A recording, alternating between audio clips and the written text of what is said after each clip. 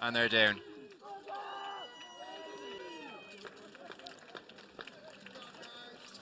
So the word of the rules has been met. USA takes away the gold. Honor has been satisfied. Everyone's still friends. And we're on into the next part of the competition. And more fighters hugging it out on the field. And congratulating each other, thanking them for a good fight and for their honorable play.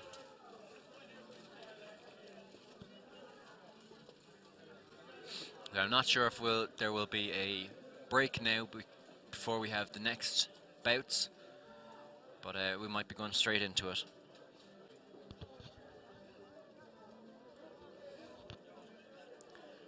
And last of the French fighters leaving the field.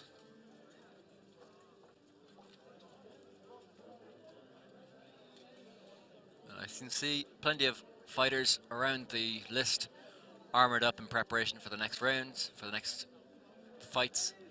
We got Team England, Denmark, of course the USA still there, France still there. They got more fights to come, both those teams.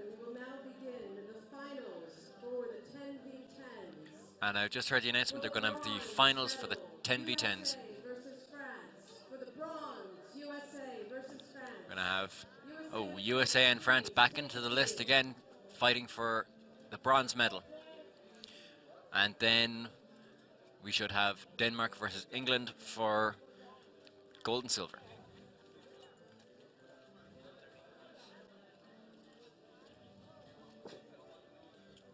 And then in about 30 minutes time we should have the 30 versus 30. A lot of 30s in that sentence. In an hour and 30 minutes, sorry, we have the intercontinental fight, and I'm joined back here again by Eli, the flower of chivalry. Hello, hello, hello. Broadcasting you all the way up from this Tower of Ivory for the finals. Very dramatic. So we had a bit of confusion there about the rules. We had USA and France in the 16s had to fight again. So they had only fought one round of their finals. They had made a gentleman's agreement that they would decide the winner based on one round. But it does state in the rules, so they've all agreed to comply with, that the winner is the first to 2 wins. So rules are rules, fellas and ladies, and rules have to be obeyed. They're there to keep everybody safe and there to keep everything fair so nobody complains about nothing. And here we have the finals setting up for their 10-on-10, and it should be quite USA fun. against France again for the bronze medal.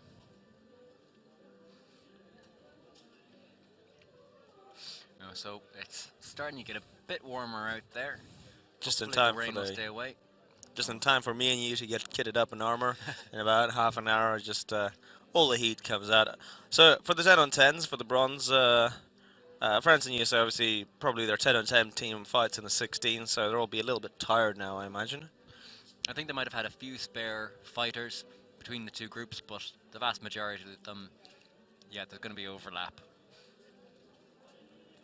And they're just trying to rest them as best they can. In between the rounds.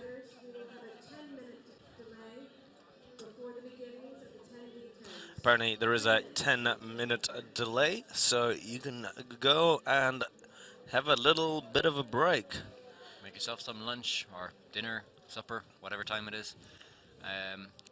10 minutes, I guess, to give the French and American sides a bit of a rest. Or due to some technicalities, to get some of the fighters. We don't know much. We are just get told things really, and then stuff happens. But the main thing is that they will fight. That is all that matters today. But I guess we will sign off until then. I don't think there's much point in us. You don't want to listen to us banter badly for the next 10 minutes before the fight starts. You're here to watch the fights, so we'll let you go for now, and then we'll come back when we got the action starting. Absolutely. Stay tuned for more action.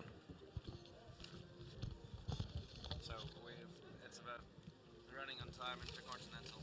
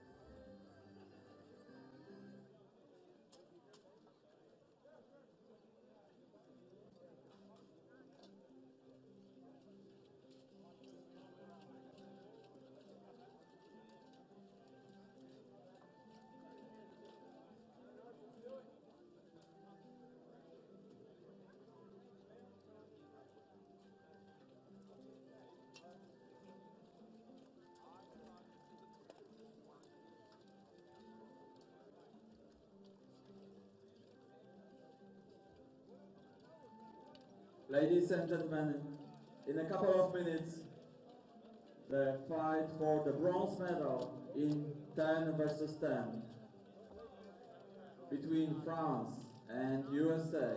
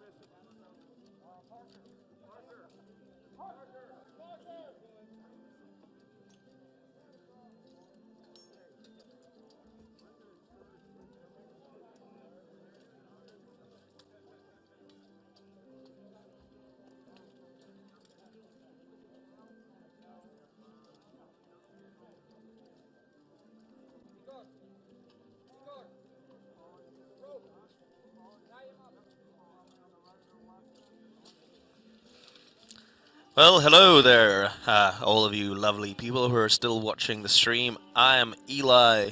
And I am Brendan, and we're back with the playoff for the bronze medal in the 10 versus 10, USA and France. We know you really love watching USA and France fight, because I think this is probably their third fight in a row so far, but in a slightly different configuration. So we just finished with the 16s, with a slightly perhaps perplexing final there that they fought a round and then they fought another fun round because France decided to give that one to the US for the 16s. And now we have a bronze medal for 10v10 IMCF 2016 championship for the 10v10 category, which has been such fun to watch yesterday, Brandon. Yeah, it's been very good, and 10 is a good number. You can get nice tactics going. The field is still very open. Lots of formation play. We saw the Americans use the Crescent of Doom defensive formation yesterday, and sort of try and lure France to their half of the field and play that. So we'll see if that happens again today, because it seemed to work quite well for the US. They, again, France trying to wrestle the initiative of this fight away from the US, who have been beating them slightly more often than not. And well, very active two-runner play. Yeah, they're going straight in there. Something very different. No defense here. It's all out aggro. And Bit French of a runner into the back of the field. This is what we're saying in the 16s. You wanted to see more runners from the French. Oh, US guy goes down. 2 Americans down. Oh dear. France is taking back that initiative with their runners. They're a little bit better at the chaos game than the Americans from the look of things. And this is Americans piling back in. Down. This team is, the Americans' 10-man team is somewhat less experienced than their 16s team. Some of the same fighters on both teams, but different kind of. Oh wow, those big axe hits coming in. That French guy is putting up a violent defense. Nobody going down yet. We do have a French and an American down, and a bam. That was a big hit, folks watching at home, and we all love to see that kind of one. So I could watch. 4 Americans, 2 French down on the ground. There might be some more, it's hard to see. Certainly France working at the list have slightly better positions there against the Americans, certainly a numerical advantage. And I'm seeing a lot of fleur-de-lis in blue. Whatever the French people were shouting in French is working for them. And France take us. And the fight is stopped with the...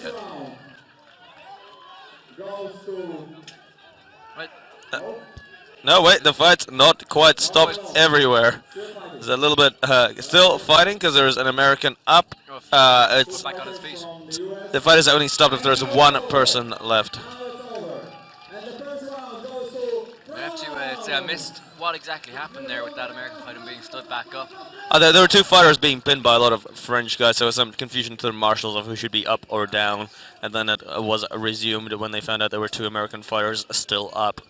But not for long, because the French did get that numerical advantage, kept it pushing from the start, and kept pushing that numerical advantage, trying to win those 2-on-1 type situations in the corners, bringing their greater numbers to bear. The French really using that the extra room to maneuver here with less fighters on the field to get in behind and open up the field. Absolutely, I think the French runners are very adept at causing that chaos behind the American lines, and I think the rest of the French team worked the list very well. And we got a downed Frenchman. I just saw one of the Americans walking off there saying, "I'm out," so might have some sort of an injury there. Or just exhausted or being hit a few too many times in the places where the armor is not quite covering. There we go, we got an armor fail from the big Frenchman in the back. Those axe hits coming down were really brutal from Team USA, so they certainly punished France for their victory. It wasn't an easy victory. And absolutely can swing around easy in the next fight. There's some discussion. Who they're going to leave on the field. I think they got 12 on the field at the moment. They have to put 2 fighters out. I don't think any of the fighters want to leave. Now everybody wants to fight here. And overall American team captain Andre Sinu had to come in and make the call on who he wanted in. And who he wanted out. But it's okay because everybody gets to fight. So this is for the bronze medal, I believe. Yep. So this is a rather important match. And hopefully USA will win this round and it'll go to a 3rd round. I'd like to see the fight stretch out. Yeah, we can watch 10 all day, Brendan. Yeah. It's easy to watch them from up here. It's a lot harder to take part.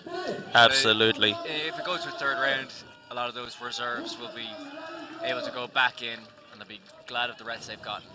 Absolutely, it's all about stamina battles here on the last day of our competition, where the fighters have been fighting for several days in all sorts of categories, and this is the last day. And the injuries and the fatigue and the lack of sleep and the partying have been probably adding up to make our fighters a little bit more tired. But I think a lot of these fighters, they're in medal contention, have probably been avoiding the partying until absolutely. Tonight for the most part. I think tonight is the big U.S. party, which we unfortunately miss. But if you're here, come on down. Okay, again, U.S. playing that defensive crescent formation, holding. Looking for an opening. French looking for an opening. Send those runners through that went from so well last round. U.S. and French goes down with a runner from the French side. Lots of clashes, one-on-one mostly. U.S. puts a French man down. U.S. is up 1 fighter. Moving around well this whole time. Could swing around either way. There's a French fighter in the back. Another French fighter goes down. And we've lost a weapon from the U.S. Big mosh pit in the side. You're seeing some one-on-ones unfold as fighters try to break away and assist their mates and just get that local advantage of numbers over somebody. So, very close this. So. Yeah, there we go. It all boils down. Still 2 French on their feet, just about. 2 French on their feet, 3 Americans. We have seen people beat greater odds. Oh, there we go now. American got his poleaxe free of a fallen U.S. fighter. It's 4v4. So it is a very, very even. And that French fighter has lost his weapon, but he's still fighting. But he cannot actively attack. He's going to be put down, and he is, with an American fighter wrapped around him. But I think the marshals are explaining that he was still holding on after he lost his weapon. Holding on is allowed, but not actively seeking to attack. That probably worked out the best for the French fighter, and the American fighter stood out for that reason, because taking down a fighter with you when you have no weapon does not count. But on the other side of the list, USA put down another Frenchman, and now that both the Frenchmen everywhere are down, USA does take that victory. And we are going to 3rd round, so your wishes do come true, Brendan. And you can see those reserves who walked off the field in the last round are looking pretty unhappy coming back on. I'm sure they're loving to be here, but they are getting tired. And there's a American slowly meandering back to his line, not rushing. I think switching in and out before they go into this 3rd round. Absolutely, there is a again, very strategic, these 10-on-10 combinations, that it really depends on which play one of the team wants to run versus their opponent's tactics can change dramatically from rounds. If a team was defensive in first round, they can go very aggressive in the second round. So far, we have seen a very aggressive play from US in the first round, and quite an aggressive play from France in the second round. I can see there's the French. Some of them are a bit slow to rise. There's still one down on his knees. Just chilling. He's just resting. Absolutely. Speaking of chill, the weather is not too warm here, unless you come from the northern parts of the world, in which case it's pretty nice. But it is getting a little bit windy, a little bit chill, which is really good for our fighters, because it means they don't get baked alive inside their suits of armor. Really, the ideal fighting weather is good breeze and overcast. As you can see, the American fighters are taking a rest there on the rail, just chilling out, having a little pre-battle nap, which that rest is well deserved. The fighters do get rest. So, and the French side are going to work themselves up with their battle chant. So this is for the bronze medal to throw. You can see just how close these teams are matched there, Brennan. They're very evenly matched. It could go either way. We've had one each, and it could come down to where they've picked up injuries. Might have some of the field still up on their feet, but not at 100%. And you got to give you 110% in these fights if you're in it to win it. And you just have to keep on performing despite the pain, despite the tiredness. You just have to keep going. And that's it. It is a battle of will as much as it is a battle of flesh. The flesh is weak. And even though a fighter might be injured, they can still play a very effective role on the battlefield. They might not, if they've pulled something in their leg, they might not be able to act as a runner anymore, but they can still just try and grab onto a more able-bodied fighter, or maybe two, and just try and take them down. Absolutely. There we go for round 3. They have 5s after this. And then they have a 20-minute break. Okay, yeah, exactly. So, stay here and chill out.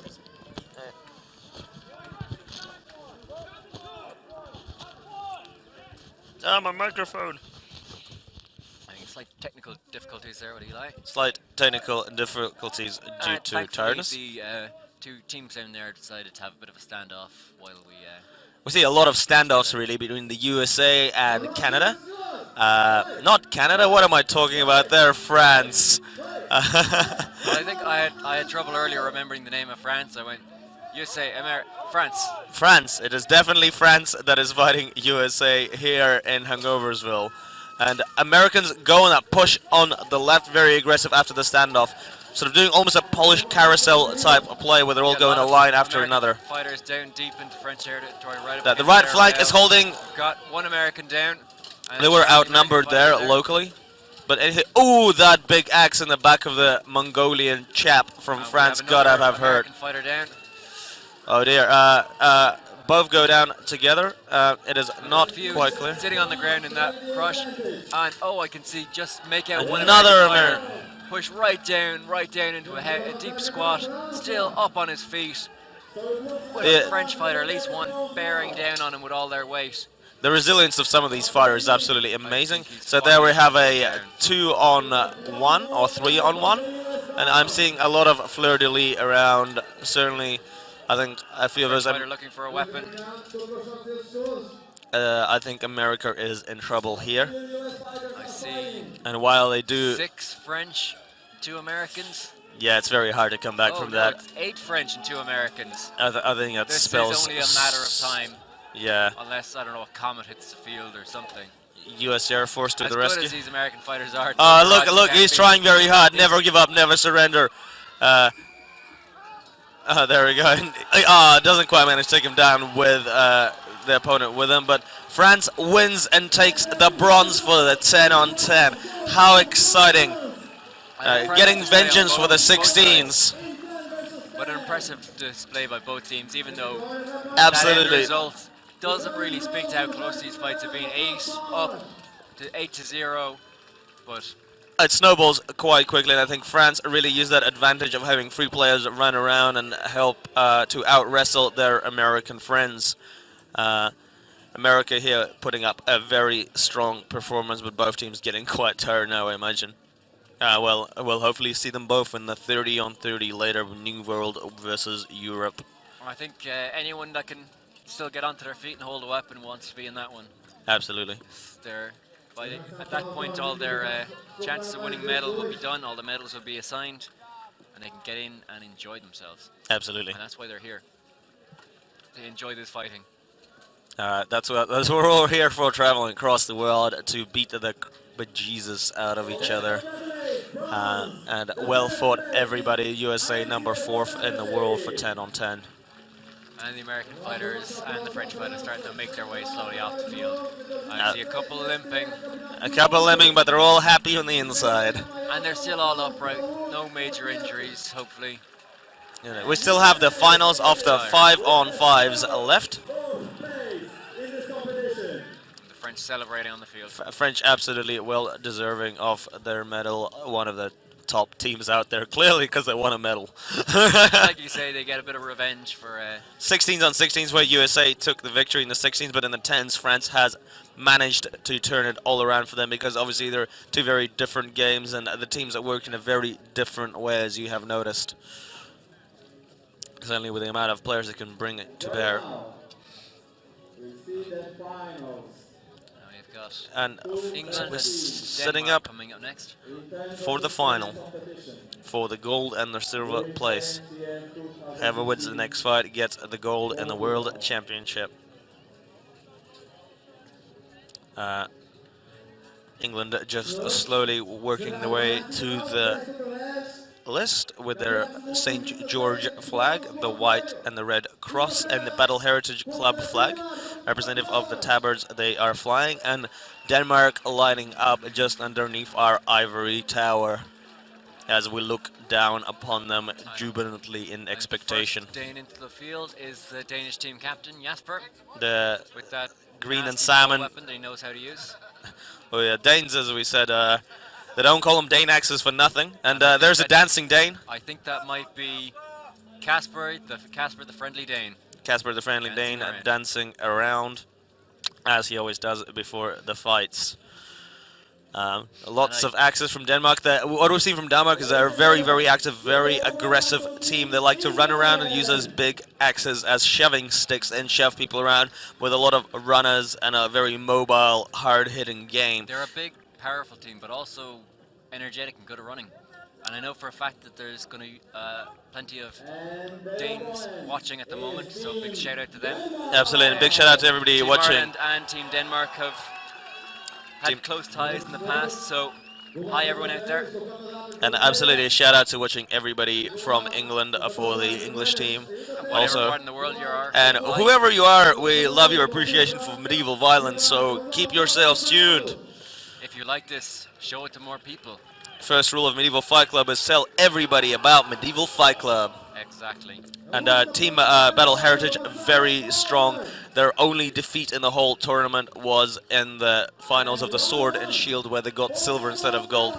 So far in groups, they're undefeated. And both teams moving in quick. Battle Heritage gaining slightly more ground. Denmark holding off until the decisive moment. They're very defensive for Danes. We got some action on the right there. Little rider trying to see gaps. Britain is sorry. Went down, but he stayed on his feet. England is not letting anybody through the gaps. Both these teams are excellent at staying up on their feet. We've had one on each side down. Yeah. Big mosh pit in the left. A Dane goes down. A big mosh pit on the right. Big crush there. Englishman goes down. But he was. Lots of poleaxing. He's just sitting on one of his own fighters' backs. Yeah, which is put down from the marshal, and lots of running around from the. This is very close. I think it's evened up quite a lot. The Danish captain is down on the ground.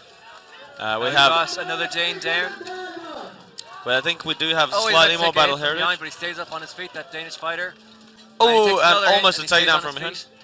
From behind, so we've got 2 Danes and 3 battle heritage in the middle. 2 on 4. 2 on 4. Oh, England did manage to wrestle that away almost from the jaws of defeat, as things were looking troubling for them, but they did manage to come out on top in those little last fights, because England is about to be stopped, and there we go. The big boys from England know how to wrestle really well, and certainly I think they have the advantage in that close quarter game. That was a very physical fight, though, between both teams. Great displays, and especially some great displays of balance as well. Taking hits from at awkward angles, being knocked off balance, but staying up on their feet. Absolutely. Obviously, these two countries are from the same group in the playoffs, and I do believe Battle Heritage took that first win in the group, so they have fought each other before in this competition, so they know what's up. Yeah, they're very familiar with each other. They've been fighting Oh, each other maybe for not in the years, 10, but certainly in the 5-on-5s they have fought each other in the same group, because I remember fighting both of them in the 5-on-5s. Just having a rest there, Team Denmark, reassessing their plans. I would have to say that Denmark probably has the mobility advantage and playing the center field, but England certainly out-wrestles anybody. I think England have some bigger fighters, especially their captain Luke Woods, who is just machines. nicest guy you could meet off the field, but he is a beast on the field. He's so powerful, and he's also pretty light on his feet as well. Absolutely, all these guys have absolute superb balance. We saw a lot of people getting kicked about there and staying on their feet like absolute champions. Denmark shouting Danish things. There's a reason these teams are in the finals. They deserve. They deserve to be here. They're some of the top fighters in the game, and here we go for round 2. Denmark versus Denmark advancing slowly. England advancing pretty rapidly, squaring off against each other. Again, sort of Denmark quite defensive. filling up the field. Lots of shuffling on left and right. A runner tries to get through the middle, but is stopped. Another runner tries to get through the middle from Denmark. He tries again. Getting poleaxed on the way, and he goes down. The runner goes down. Lots of Danes trying to run around, but several of the Danish runners do go down, get absolutely shut down. A lot of fighters down. I think I've got 3 Danish fighters. I think they're trying. Danish fighters on their feet, including the team captain. It's not going well for Denmark. Stop the fight. I think England managed to shut down those runners. They turned to face them and really didn't let the Danes play their strong side of running around into that backfield, but there was no getting through that wall. England just shuts down their opponents and take the gold home, and they're rather happy about it. And Denmark, of course, takes the silver, a well-deserved second place in the 10-on-10s. A highly impressive category. Could watch this all day, Brennan. And they're calling in the medics there on the ground. Now, I said that Jasper is the captain, but I'm not sure if that's just the captain on the field, because I know that Denmark have another captain. He's walked on there, he's inspecting his fighter. So any Danes out there, and I've made the wrong call, but I know both those guys are very important to the team. So everybody's important to the team. They play a big part, but I know that unarmored guy in there in the Danish surcoat is an important member of the Danish organization. And glory for England, the indeed. Danish fighters back on their feet. The paramedics looking a little disappointed they didn't get to use their stretcher, but that's what we want. We're very happy about that. And a well-deserved win for Team England. And silver medal there. And